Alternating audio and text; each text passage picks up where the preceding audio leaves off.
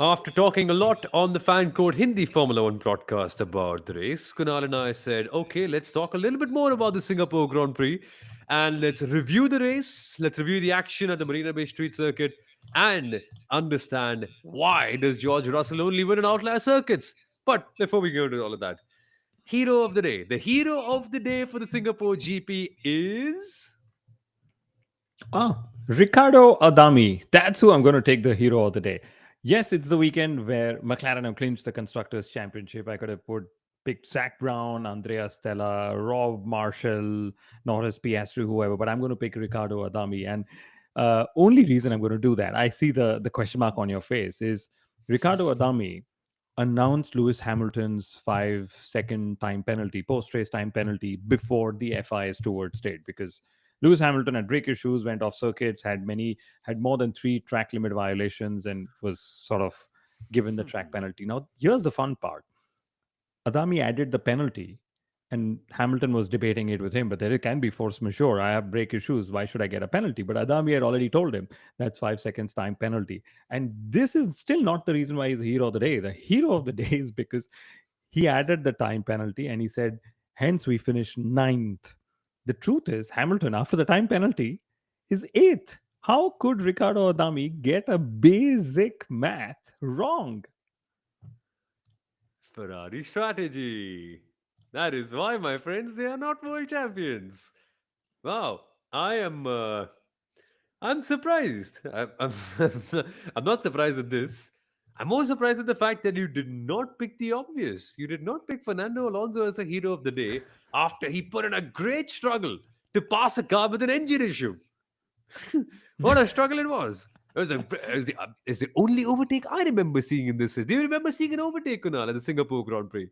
No, I don't, and my goodness. And yes, we should be celebrating McLaren's win, their constructors championship, and the teamwork and the papaya rules, and George Russell finally winning.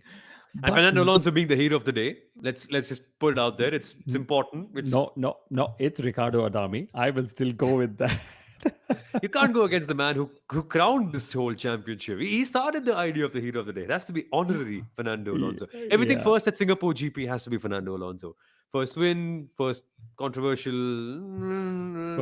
First controversy. Yes, Yeah, yes, yeah, yes. yeah, yeah. I know where you're going with that. Okay, but hero of the race, Abhijit is here saying Isaac Hadjar. Okay, well, he had an engine issue, and he said his engine has an issue again, and that reminded me of Fernando Alonso memories and Honda not probably being pleased with that.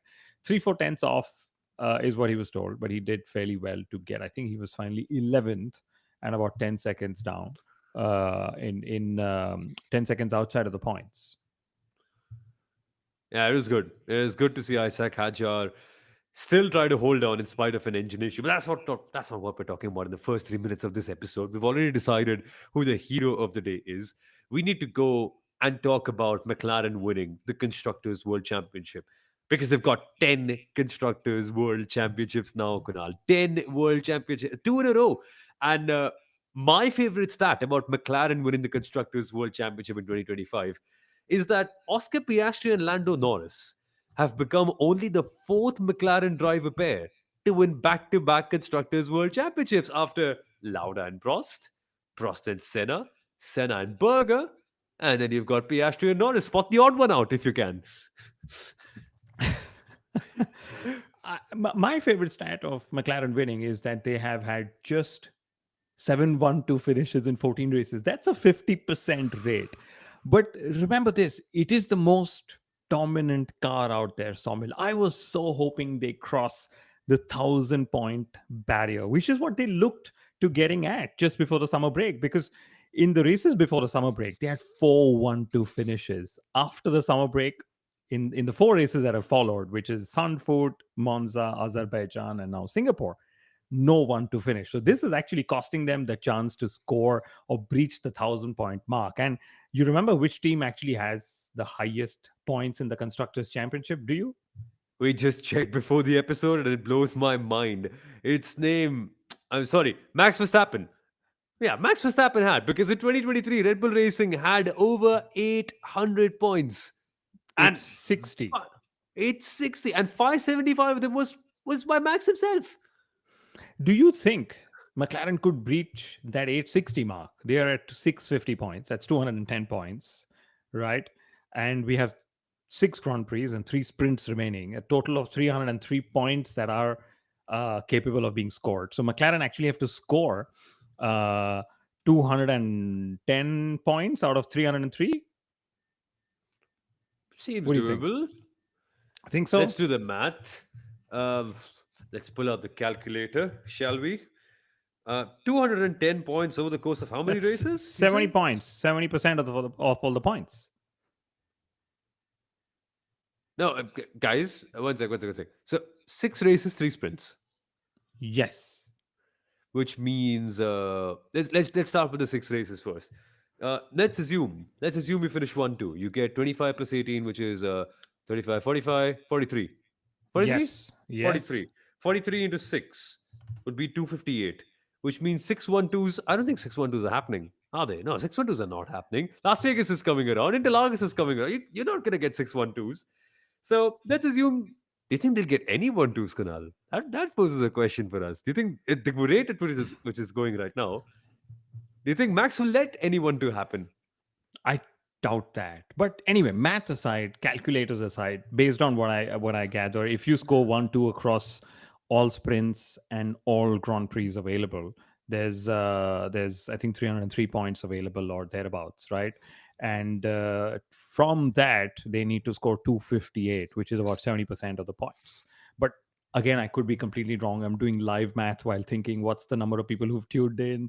Is the stream firing everywhere? Okay, but yeah, that's my McLaren stat. I think they've won with 6 races to go. They've equaled Red Bull's stat as well, the fastest to a race win with 6, or a constructors championship win with 6 races to go. All in all, hats off for them to be picking up from where they were in 2023. Eliminated in Q1 in the first Yeah. few races, bring on the Austrian upgrade, made certain upgrades later on through last year. They've been the class of the field and they've sealed the championship as a customer team. To me, that's another big stat, Sommel. Yeah, the only customer team to have done it was Red Bull. Apart from that, I can't remember any apart from Braun. But when was Red Bull a Uh, customer, so to say? well, 20. Yeah, Red Bull also was technically a customer, were they? Like, even when they won the WDC in 21, they had they had the primary power focus of Honda. Last customer team must be Braun, surely. Like, Yeah. Braun GP 2009. Unbelievable achievement by McLaren. And Lando Norris has had a dream fulfilled today while also having his heart broken because he said he wanted to win a world championship with McLaren. He would stay till the team until they got that common goal of theirs achieved. He's done that now twice. They're two-time constructors world champions, but he's also had his heart broken because at the Singapore GP today, he could have had a chance to be able to get past Max Verstappen. But as we all say, Kunal, it's one thing to close up to Max. It's a different thing altogether to get past, and Max made it so hard for Lando. Yes, and Abhijit offers a brilliant clarification, right?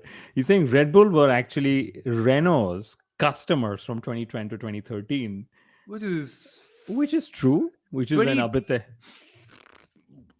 Yeah, I mean, the Lotus in 2011, but yes, it's a fair point. Yeah. Yeah. Yeah. Like Renault were Uh, only there in 2010, and then they became Lotus in 11, Lotus Renault, then they became Lotus. You can't tell with Renault, can you? Sometimes I wonder if their factory team, if they don't even want to make engines anymore. What are we saying? but yeah, so should we just dive into what happened at the start? Opening lap, turns 1, 2, whatever. What do you think happened? Was it fair that Oscar Piastri did what he did? I think Oscar Piastri has no right to complain whatsoever. Nothing Really? has. Why? Yeah, it's a first lap racing incident, isn't it? But so one sec. It's a first lap racing incident. But do you believe he complained because they had discussed this scenario? Do you think they would have discussed a driver snapping and trying to save his car and then accidentally butting into his teammate, which cost him like half a tenth in one position? Like, you think? I think so. I think they have they Kidding have me? Seriously? they have over engineered that papaya. That's the papaya. You know how you have to stay away from genetically modified and engineered papayas. This is that over engineered papaya rules that It's a are there. sour I think that, papaya. yeah, I think that's possible. Otherwise, why on earth would Oscar Piastri say what he said? By the way, I don't care whether he got it or not. I think anyway. Think this is now a black hole. Everyone is digging themselves into, including the drivers and McLaren, right? But I loved what Oscar Piastri did, which is what every fan would have liked to do. That okay, so you don't crash into another driver, which is fine, but if you end up almost crashing into your teammate, is that papaya rules? That's good argument skills in the middle of a race, by the way. Like, Yeah, very well articulated. Fair play. and I, again, it's insane that instead of celebrating McLaren's achievements, so while celebrating McLaren's achievements, we are still debating papaya rules and how sour they are. And there's this video clip doing the rounds on Twitter. I mean, I use Twitter. I'm pretty sure it's on all other social media of Oscar Piastri unplugging his steering wheel when Zach Brown was delivering him a congratulatory message for helping McLaren win the Constructors Championship back to back. And apparently, he pulled out the wheel and disconnected the radio while the message was being delivered, right? Now, there are 2 points to this. Interesting. There are 2 points to this. First is we've got to remember the broadcast of a radio message is always later than when it actually was delivered. But that's the official broadcast. These are broadcasts on the drivers, channels themselves. So when you have F1 TV Pro and you sort of select each driver view, I don't know what the lag there is. So was Oscar Piastri genuinely pissed, or was this just a glitch in the matrix, as we'd call it? I just think that Oscar in a normal situation has no right to be upset. But McLaren, as good designer told you, Kunal, have over-engineered the situation so much that a first lap racing incident no longer is a normal racing incident, which I'm baffled by. Like it can happen to anyone. It could literally happen. And do you think Lando Norris should be blamed for putting a car down the inside on his championship rival and trying to get points for himself? No. Rubbish. If you blame him for that, sorry, watch another sport. He's a racing driver. He has to go for that move. And was he on the borderline of the grip available? Yes, he was. Did he control it at the end? Yes, unfortunately, by going at 102%, not 100. And that's how the contact happened. But would he have done any different if it was Max on the outside instead of Piastri? Of course he would have. He's a racing driver. He has to go for it. So to blame him to drive any differently because there's a teammate on the outside at lap one, I I don't know. You're trying to make a robot out of a racing driver, and that's why a normal situation seems like an unprecedented issue in this case. I completely agree. And my thinking is it baffles me just to what level they would have tried to engineer papaya rules. Because if the papaya rules actually say no attacking your teammate on the opening lap of a race for position, because why else would Oscar Piastri be asking for papaya rules or being reminding the teams of papaya rules and how teammate worthy or not Lando Norris was? This has actually gone a level beyond what David Coulthard and Mika Hakkinen agreed upon back in 1998. And they had a handshake agreement, which was criticized a lot at that time, where they said the first person who would lead after lap one would be able to keep the race win. And Yeah. I think Mika Hakkinen had some technical snag. He went to the pit lane. DC still handed him the win back because they had a gentleman's agreement. And that was Papaya Rules V1. This V2 is. Yeah, what do you make of it, Kunal? I- how do you explain this circumstance that has led to Oscar complaining at lap one?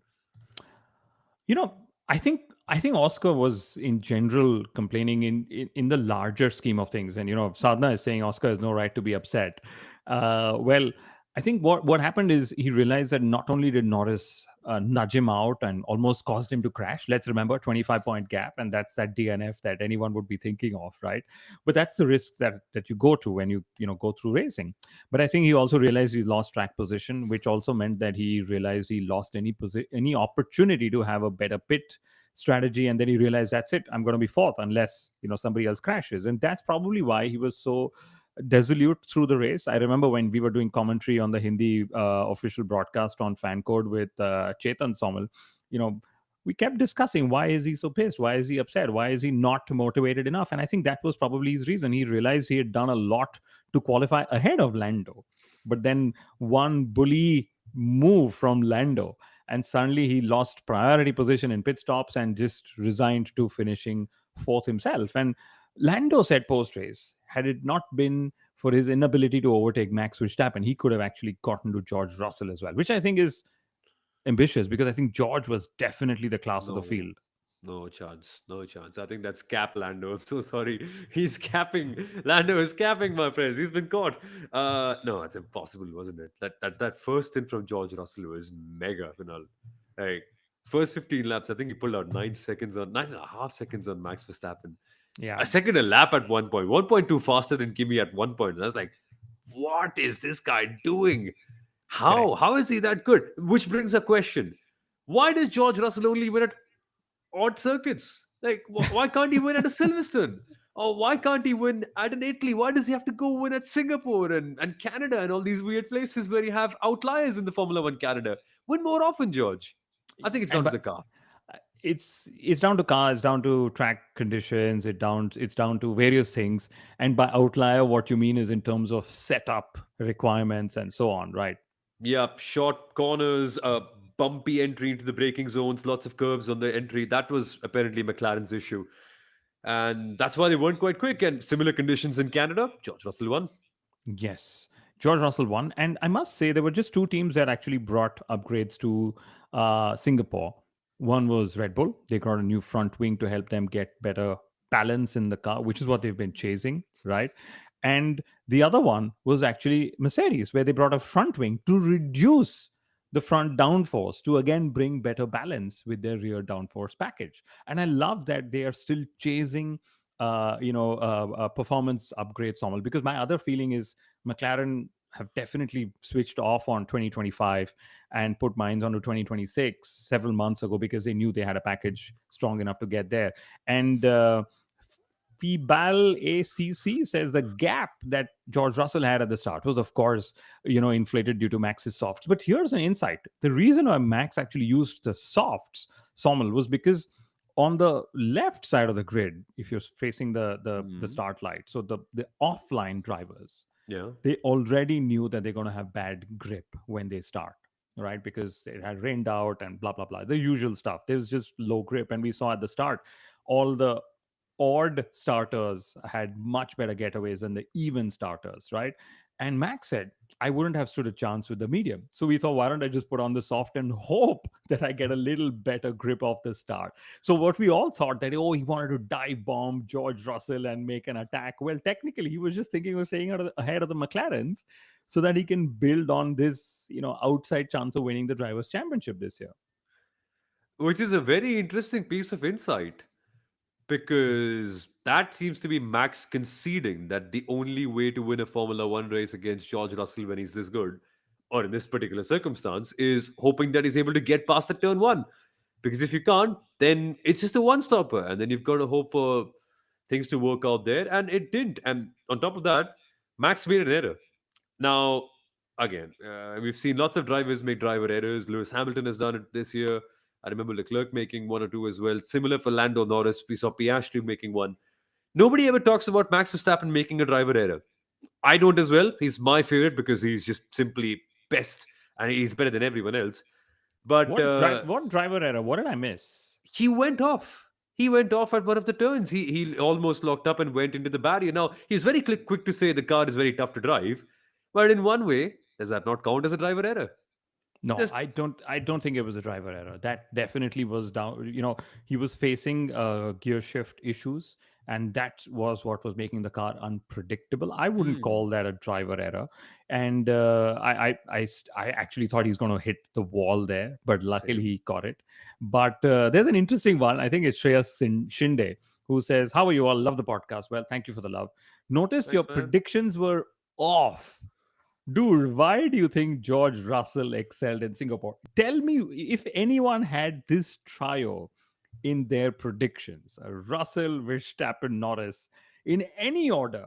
Okay, please write into us. Let us know. We'd love to know. Yeah, nobody had Russell. Nobody had Russell. Mark Hughes' piece on the race was excellent on this. And he said, it's a combination of McLaren feeling numb on the soft compound tires and not able to fire them up compared to last year. and Mercedes just being so good at getting load into their front tires in circuits like this. Like I remember Canada being one circuit, Singapore today, even China. George Russell was able to outqualify so many faster cars because he's able to get more load into his front tires, and that in certain circumstances is just a difference maker. And then once you have clean air, he's just good as everyone else, I'd say, in the top six. And that clean air is so good. Max actually backed off, found clean air, and said, "My car's come alive again." Oscar Piastri did that. Lewis Hamilton did that. So that clean air was such a differentiator, which tells me we should probably move on to talk about Lewis Hamilton, Ferrari. Ferrari actually had brake issues, Sommel, with both their cars. They had a brake disc imbalance problem, which they were nursing all along, which is why Leclerc was not driving to the pace of the car. In fact, he used to keep asking, "Can I push a little more? Can I push a little more?" And Brian Buzzy would come onto the radio saying, "No, you're fine the way you are right now." So they just couldn't unleash more pace. They swapped the cars. Hamilton took a free stop to try and get the softs to chase Antonelli. Okay, and then he just ran out of brakes himself. And you remember in Baku, he misjudged the swap back. Yes. This time, they swapped them back way before. So Leclerc finished ahead of Hamilton, and then of course Hamilton had that time penalty as well.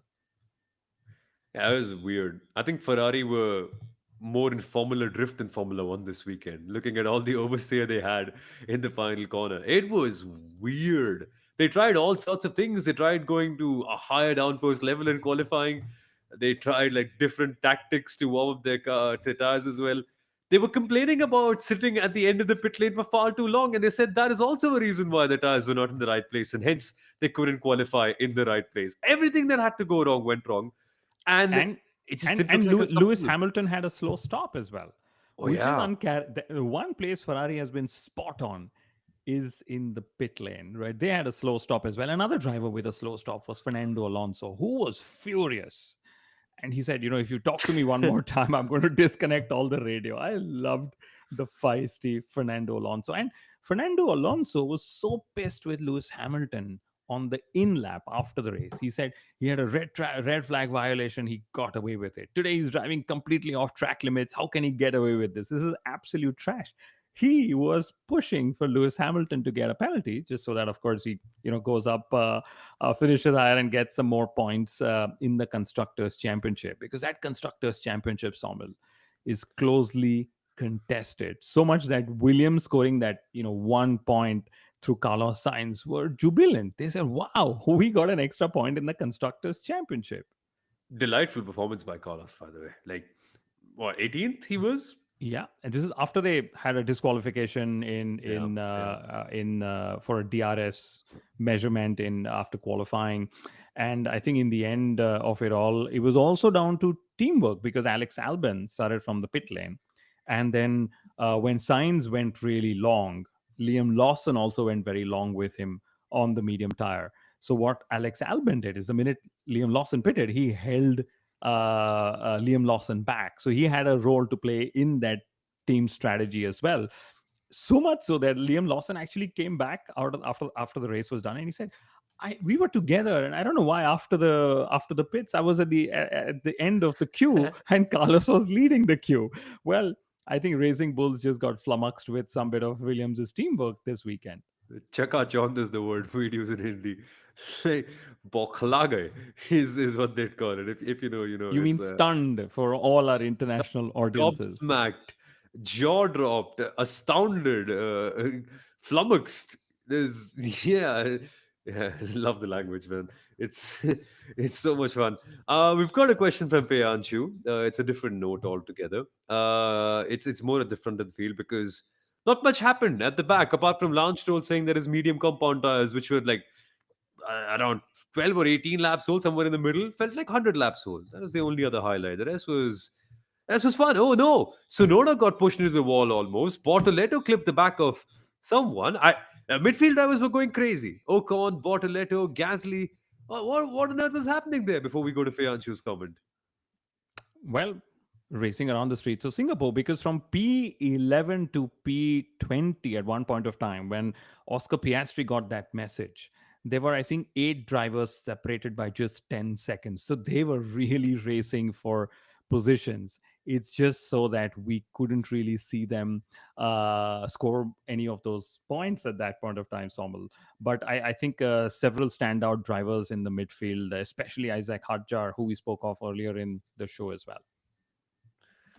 It was insane. So much fun. All right, What last what what question what, though. was the Singapore Grand Prix fun? Okay, and I'll tell you where I'm going with this. It's the second Yeah, consecutive Singapore Grand Prix, and this is for the stats segment, so we can actually use that. The second yeah. consecutive Singapore Grand Prix where we did not have a safety car. And do we need safety cars to make Singapore more fun? Well, maybe, I don't know. This was also the first time ever all 20 drivers were classified as finishers in the race, Somal. Now, this is, can you No. imagine? Bring back the Singapore sling. Bring back the PK corner. We need it. We need it. Yeah, Like, I would love the Singapore sling to come back for sure. no, I think it's a little unfair to call it the PK corner because he crashed before that corner.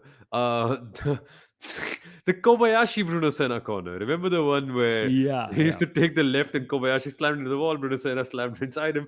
It's funny. Last There, few there are comments before. there are a couple of more stats I would add, right? Oh, sure. Why not? Yeah, so Norris now trails Piastri by 22 points. Finally, it's less than a Grand Prix win, right? And Norris has actually reduced the gap to Oscar Piastri for the third consecutive race.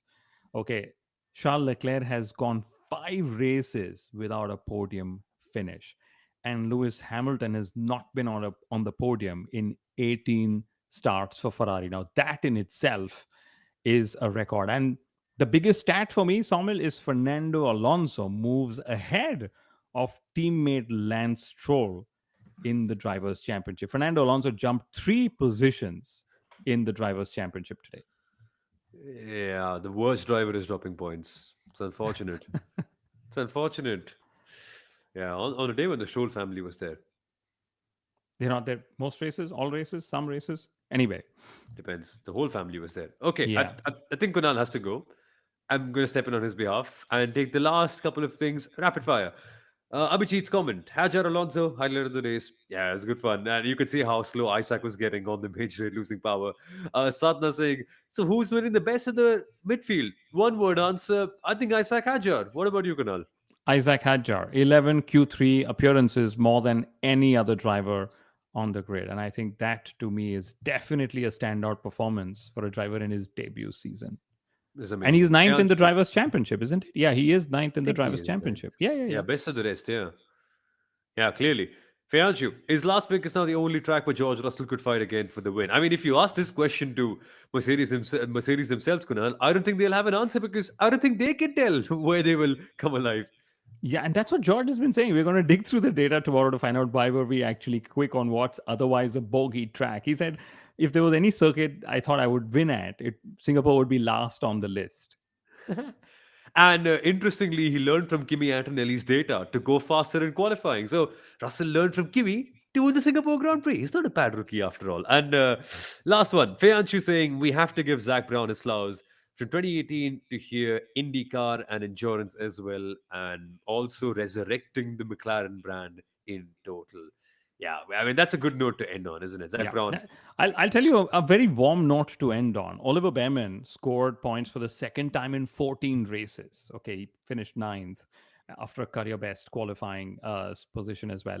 And he dedicated his P9 finish to somebody called Linus. Okay, as soon as he went off the checkered flag, he said, I want to say a big thank you to Linus. He told the team to record it. He said he was our driver this Singapore Grand Prix, and without him, I wouldn't have been P9 today. So good job, Linus. My guess is this was a chauffeur who was driving Oliver around in Singapore, right? Unless he was staying at one of those, one of the hotels in the circuit itself. But did Linus, a local driver, give Oliver Bevan some tips on how to handle the heat, humidity, bumps, and the challenge of the Singapore Grand Prix? Who knows? I'd love to ask him this question. I wanted Linus as my driver coach. Good job, Linus. Oh, fun, fun, fun. All right. 30 minutes. Good time to end. Thank you for joining, guys. It's been such a pleasure. Sadhna, Fayanshu, Abhijit, all of you lot. I mean, we've had a lot more people early as well. Sammy as well joining in earlier. So, guys, thank you. Thank you for sending in your comments. Thank you for interacting with us. We will be back. When will we be back? Magazine show? Yeah, Yeah. magazine show comes out in a few days' time. So keep an eye out on that. Shots will, of course, keep on coming towards you on our social media channels. Follow the Inside Line F1 podcast on YouTube and Instagram.